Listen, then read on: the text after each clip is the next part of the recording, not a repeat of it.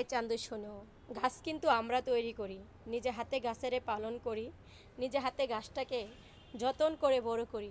যখন যতন করে বড় করতে যাই, খুবই মায়া হয় যদি গাছের একটা ডাল ভেঙে যায় কিংবা একটা পাতা যদি ঝরে যায়।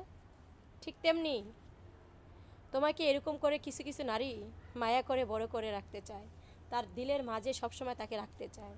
কিন্তু তুমি যে ওই মায়ার এমন ভালোবাসার যোগ্যই নয়, সেটা তুমি সবসময় প্রমাণ দিয়েছ। তাই প্রমাণ যেহেতু দিয়েছ, আর কিছুই বলবো না। একটা গাছের যখন পাতা ছিঁড়ে ফেলাই তখন কিন্তু এটাকে ছুঁড়ে ফেলে দেয়, কারণ এটার ভিতরে থেকে মায়া উঠে গেছে, এটার হাতে রাখার মতো হয়নি, এটা জাস্ট ময়লা হয়ে গেছে। ঠিক তেমনি ভালোবাসার মানুষ থেকে যদি একবার যদি মন উঠে যায়, মেয়ে মানুষরা কিন্তু এই কাজটাই করে, ছুঁড়ে ফেলে দেয়।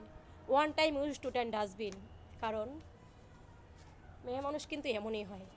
মেয়ে মানুষ যদি একবার জিদ করে, ওই জিদের সফল কিন্তু একদিন না একদিন হয়ই। হয়তো 12 বছর পর, হয়তো 15 বছর পর, যুগে যুগে 12 বছর, বছর শেষ হবে, সময় শেষ হবে।